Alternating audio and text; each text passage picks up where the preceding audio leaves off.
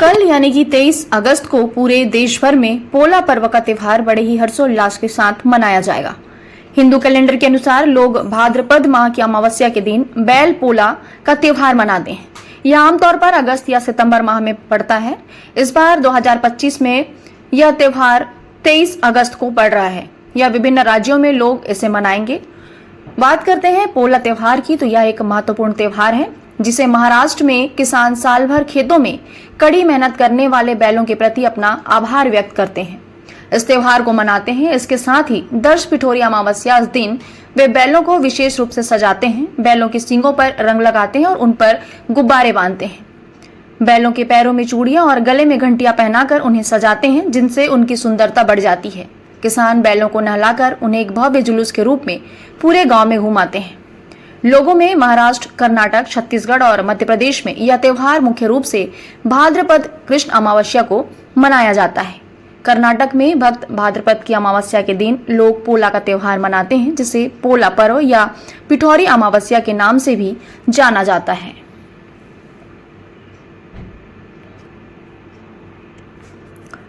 इस अनोखे त्योहार में बच्चों की एक विशेष भूमिका होती है। परिवार के लोग बच्चों के लिए मिट्टी या लकड़ी के घोड़े या बैल बनाते हैं, जो घर घर जाकर पैसे और उपहार इकट्ठा करते हैं। इस त्योहार का असली मतलब है खेती किसानी के कामों जैसे निराई, गुड़ाई, रोपाई आदि का अंत हो जाना। लेकिन कभी कभी अनियमित बारिश के कारण ऐसा नहीं हो पाता और बैल किसानों के जीवन का एक अहम हिस्सा बन जाते हैं। अब बात करते हैं महाराष्ट्र की, जहां जलगांव जिले का सबसे बड़े व्यापारी संगठन और जैन इरिगेशन सिस्टम लिमिटेड में बैल पोला बड़ी धूमधाम से मनाया गया। साल भर जो किसान और बैल खेत में मजदूरी करते हैं, उनको आज आराम दिया जाता है। महाराष्ट्र का सबसे बड़ा त्योहार बैल पोला महाराष्ट्र के किसान के द्वारा मनाया जाता है। इस दिन बैलों को दिन में मेला में ले जाया जाता है और पूरन पोली खिला के यह त्योहार मनाया जाता है। जलगांव जिले के सबसे बड़े व्यापारी संगठन जैन इरिगेशन लिमिटेड में टोटल 52 बैल की जोड़ी को उन्हें पूरी साज सज्जा और ढोल ताशे के साथ गांव में घुमाया गया और उनकी पूजा की गई। आरके न्यूज 24 के लिए जलगांव महाराष्ट्र से प्रवीण पाटिल की खास रिपोर्ट।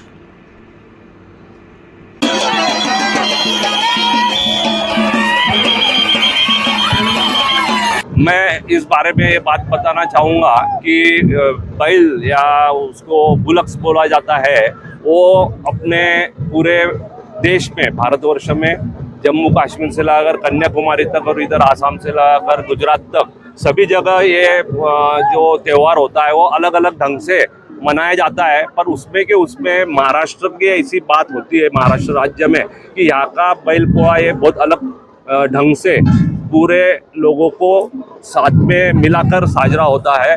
और ये वैसे देखे जाओ तो जो गांव होते हैं, छोटे गांव होते हैं जहाँ खेती होती है, सब ये बुलक्स होते हैं, बैल होते हैं, वहाँ उनके मालक जो रहते हैं या सालदार जो रहते हैं वो उनको मारुति का जो पार होता है वहाँ तक लाते हैं और उसमें शर्यत होती है और जो भी वो पोला फोड़ेगा उसको बख्शिश दिया जाता है। और बाद में ये सभी जो आज के बुलक्स होते हैं या बैल जो होते हैं, इनको हम देखेंगे तो आज 365 दिन में से आज का दिन उनके लिए होता है। आज उनसे कोई काम किया नहीं जाता, उनको आज उनका स्नान किया जाता है, उसके बाद में उनको सजाया जाता है और उसके बाद उनको यहाँ लाके जो अन्न हम खाने वाले, जो पूरन पोली बोली जाती है वो खाने वाले हैं, उसके साथ और भी बहुत कुछ चीज़ें होती है जो हम लोग सब खाने वाले, वो उनके लिए भी स्पेशल बनाया जाता है। और महाराष्ट्र में उसको खापर पूरन पोली बोलते हैं, जो ये साइज़ की एक एक बनती है।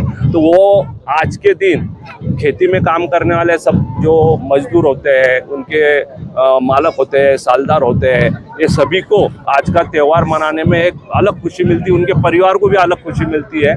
इसीलिए गत 30 वर्षों से जैन इरिगेशन सिस्टम लिमिटेड के जैन हिल के ऊपर जो एग्रीकल्चर का R&D सेंटर है, वहाँ पे कंपनी की कम से कम 52 जोड़ियाँ बैलों की है और उनको सबको इस तरह से यहाँ लाया जाता है और खेड़े का ही माहौल, गांव का ही माहौल यहाँ बनता है और उसमें सभी लोग सम्मिलित होके और खुशी से नाचते हैं, गाते हैं और वो सब बैलों की पूजा होती है और पूजा होके फिर उनको खिलाया जाता है और बाद में सभी यहाँ जो भी आए हुए सभी मेहमान हैं, जो भी हमारे कंपनी के एसोसिएट्स है, सहकारी है, वो सभी ये आनंद लेके वो भी खाना खाते हैं। और ये बहुत ही अच्छी तरह से मनाया जाता है। करीब करीब 1,500 से 2,000 लोग और स्कूल के बच्चे, जिनको ये चीज़ें अभी से मालूम होना जरूरी है। नहीं तो खेती में पौधा कहाँ आता है, कांदा नीचे आता है कि ऊपर आता है, ये भी बहुत से बच्चों को या इवन बड़े शहरों में रहने वाले लोगों को वो भी पता नहीं होता है।